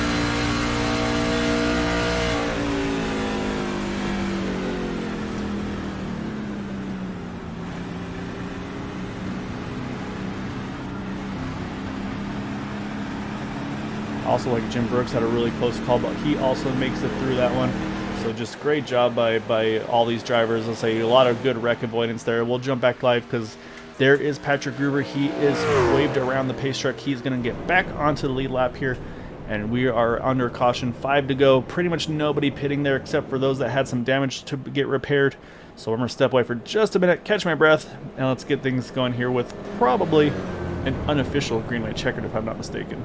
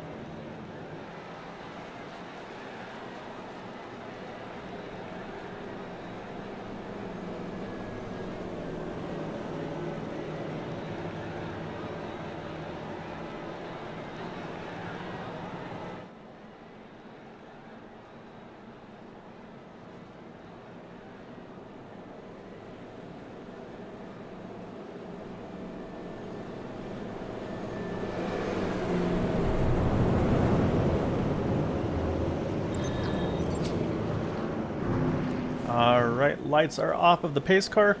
And I say if things couldn't work out any better for the Dale Cup guys, they're going to line up together on the inside row with one another. And then to their outside, you're going to have JD Crow, and then you've got the teammate of theirs as well, the 052 of Joe Della Vecchia.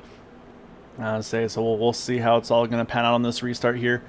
But I mean, I'm looking at some of these names. I mean, again, we talked about David Overstreet. He's right there. It looks like a little bit of nose damage, but again, I think at this point, you've got what you got. You're going to go for it. So I love that from the 69 truck. I'm a little more nervous about James Hickson in that 12 machine. Definitely some nose damage to that truck. And it's a little more significant in my opinion. So I'll take a better look at it here. So we'll have to see for him.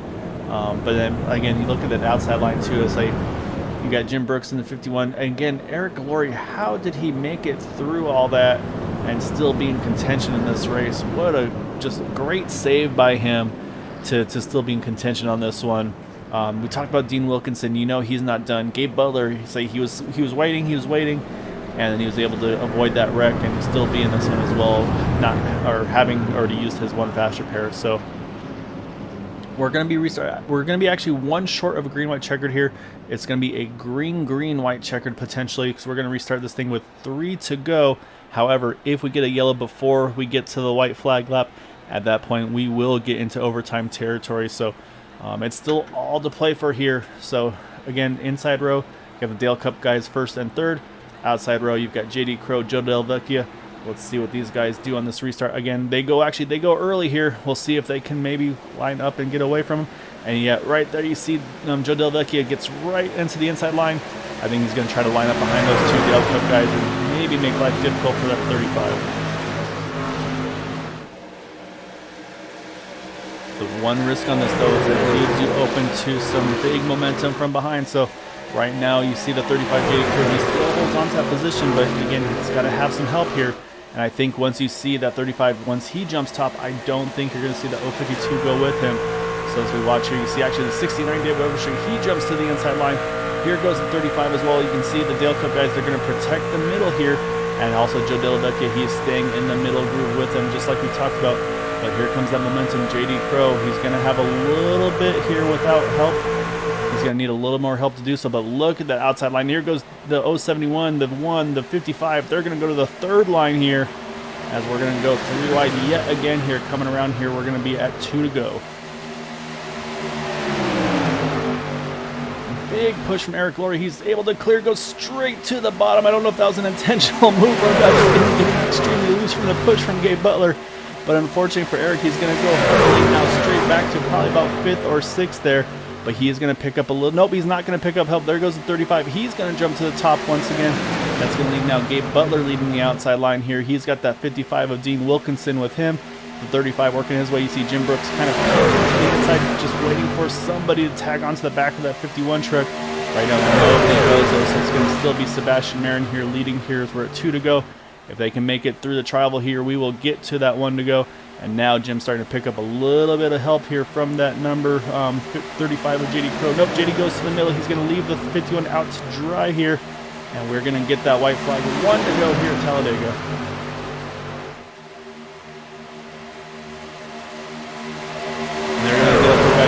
To the bottom here is kind of reminiscent of what we saw earlier, but right now that momentum is looking really strong on that outside line here. Gabe's got a great push from the Dean Wilkinson. Now of course they got to watch those temperatures. Don't get these trucks too hot before it's time. Oh, they got contact there, pushed, gone wrong. Gabe in the wall 55, in the wall 45 around. Now it's going to be that recovery push to get to the front. Right now the 23 has 35's in the wall as well. And right now things are looking good for these Dale Cup guys because all of this is kind of shaking up the entire running order here. And so we'll see what they can do out of 4. But right now it looks like a Dale Cup 1, 2, 3 here. It's Sebastian Marin leading the way to Zachary Lima. Does he make a move at the end?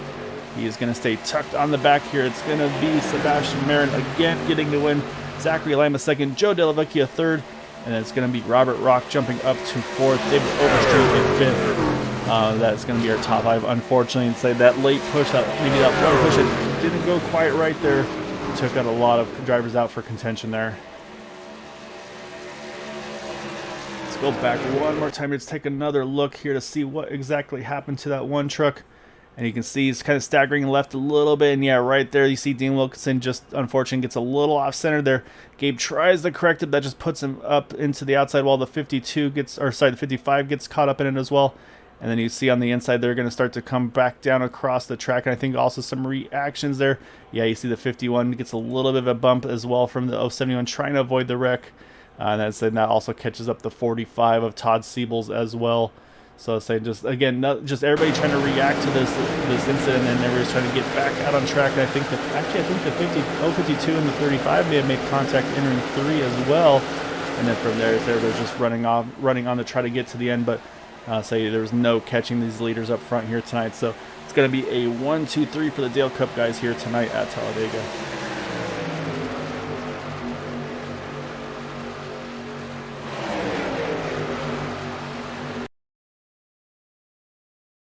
So before we get to our interviews, let's pull up our final results for tonight. It's going to be Sebastian Marin over Zachary Lima, Joe Delavecchia there in third. Fourth and fifth, we mentioned Robert Rock, David Overstreet, and then Jay Hilliard, Eric Laurie, Randy Miner, Jim Brooks, JD Crow rounding out our top 10. Unfortunately, like I said, Gabe Butler, Dean Wilkinson, they were in a good spot, just the push gone wrong. They fall to 11th and 12th. Todd Siebels, 13th. Patrick Groover got back on the lead lap, got back up to that 14th position, way to stay after it there. And then James Hickson and Michael Spell rounding out our lead lap finishers in 15th and 16th. And unfortunately, Steve Krosek, Bud Steele wind up 2 laps down, 17th and 18th. And then that leaves Robert DuPont, BK Anderson, John Greenslate, Mark Mastraya, Rob Malone, Seth Gruber, Nicholas Lamb, Bob Fitzgerald, and Alan Greenway, the remainder of those 27 trucks. Early retirements for those guys. But yeah, just a little bit of everything for sure here tonight. But in the end of it, it was that number 23 truck able to hook up to that 95, and they were able to get the job done here tonight at Talladega.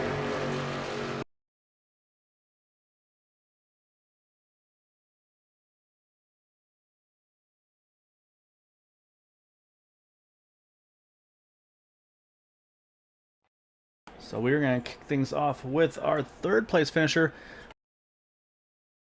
And that is going to be Joe Delavecchia. So let me hunt him down here.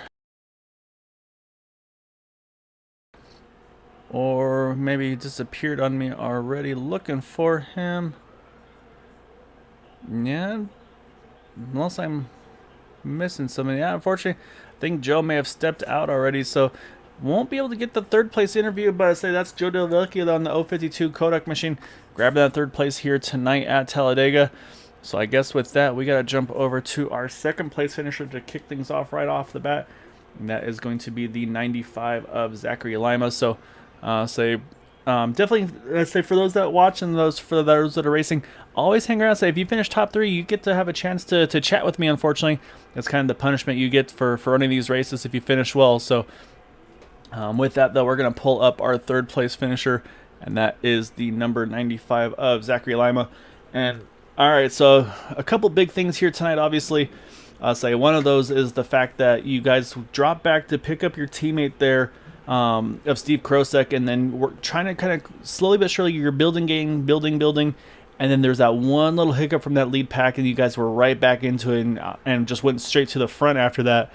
Were there any nerves about if that thing stayed green, if they stayed as organized as they were, that if you guys could get back to them? Or, I mean, take us through kind of what you guys were thinking when you went to go pick up Steve, and then when you're trying to chase that gap back down. Lost the draft, so me and Seabass just, picked him up, and we hoped that we could catch or chase the pack down, which we did. So it worked out, and we caught back up, and it was a fun race. Yeah, a little bit of everything there. I'm saying, again, we see once again just the decision on the lines, the middle groove, the inside line, where you want to kind of position those trucks there tonight. And so we saw yet again, you guys initially were kind of focused on the middle, and then that last lap goes straight back to that inside line and able to make it happen yet again. So, and obviously, I'm sure you're looking at your mirror when you see the contact from the outside. We saw you guys jump straight to the bottom, try to avoid contact there.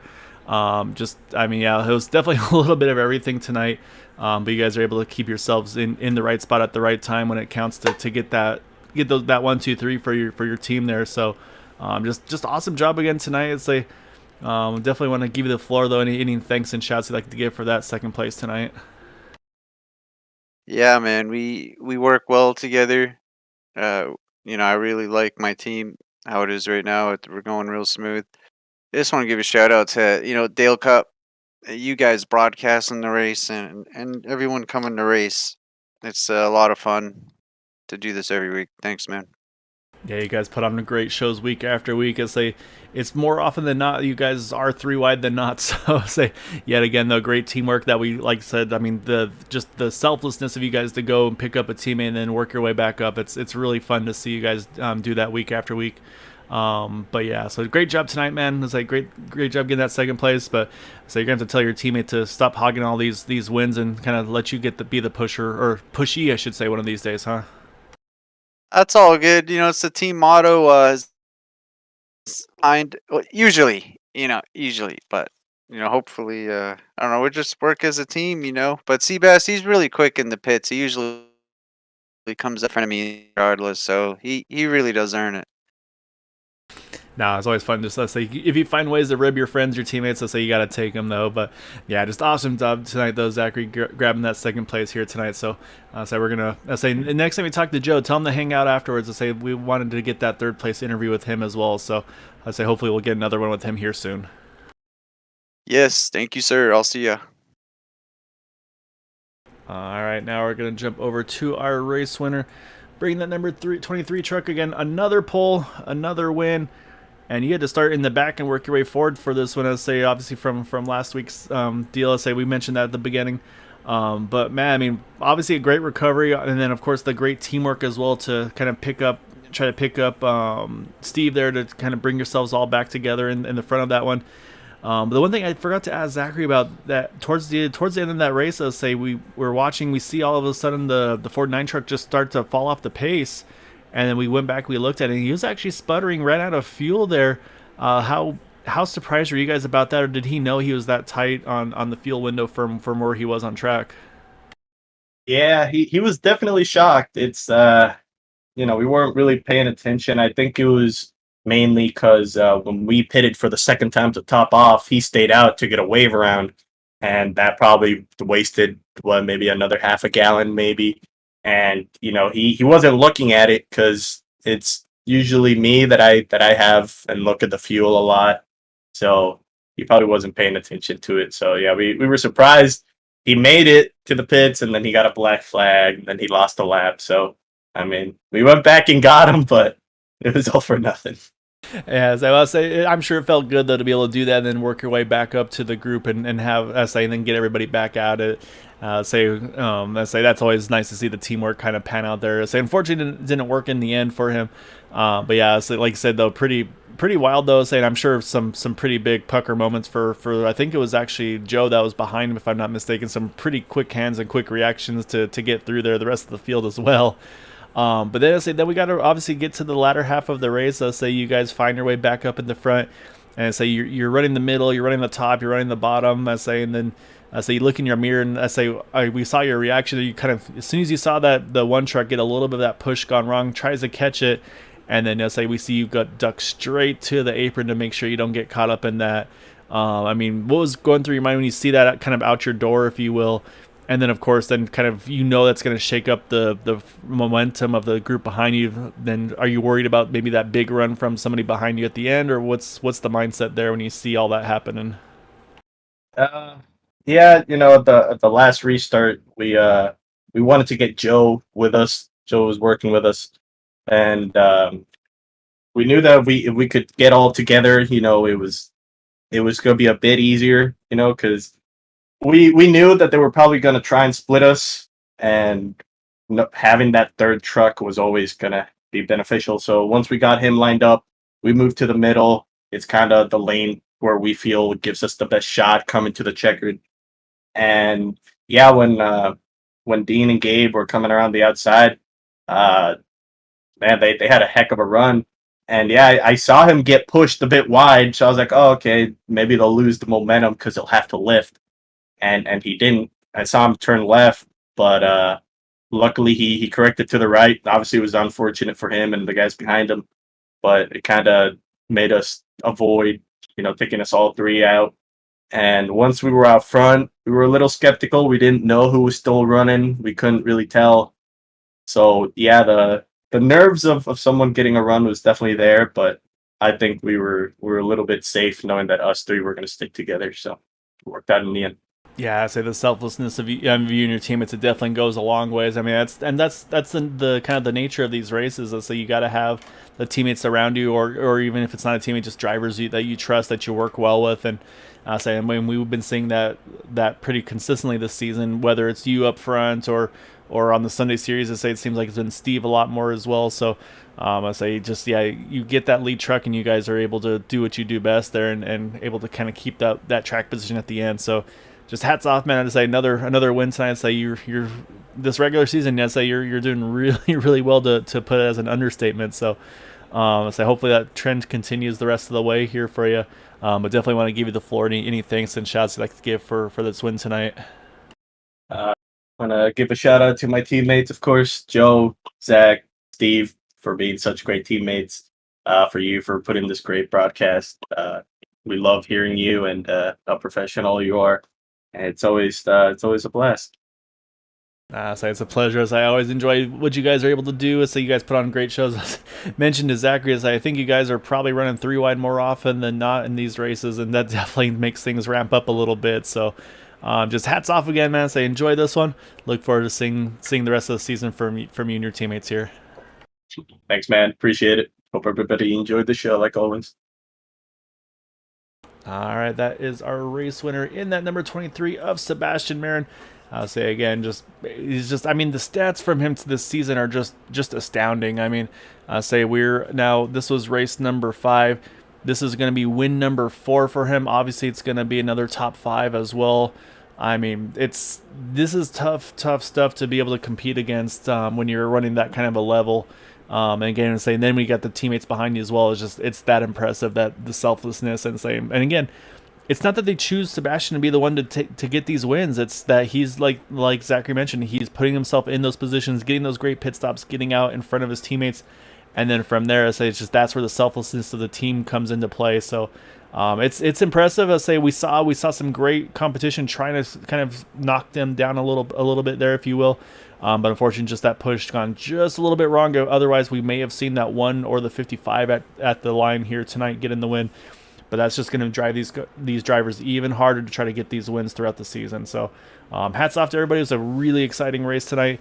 Again, some great finishers as well. Some big movers. We mentioned Robert Rock plus 15 into the 4th spot. David Overstreet plus 15 into 5th. Jay Hillier plus 16 into that 6th position. So great results for those guys here tonight here at Talladega. With that, though, that's going to do it for us tonight here at Green White Checker TV. Again, thank you so much for everybody that watches and supports us with the channel, with the league. They see some extracurriculars between the teammates post-race. And that's what friends and teammates are for. You got to give each other some grief here and there. And so that's going to be that 49 giving his teammate Sebastian Marin a little bit of trouble there too. But yeah, I really appreciate everything. Hope you guys had a wonderful time watching. Hope you have a wonderful upcoming weekend. Say happy Halloween as well. Say we got that coming up on Sunday. Hope you guys have a lot of fun trick-or-treating, friends, family. I say it's always a good time as well. And of course, like I said, selfishly, gotta wish my daughter once again happy birthday. I'm gonna pretty much hop off here, go hang out with her for a little while before it's bedtime. So I hope you guys have a wonderful evening. And until then, have a good night, and we'll catch you back on Sunday with Max Speed TV with the Super Speedway Xfinity Series. So check them out as well. So until then, take care. Have a good night.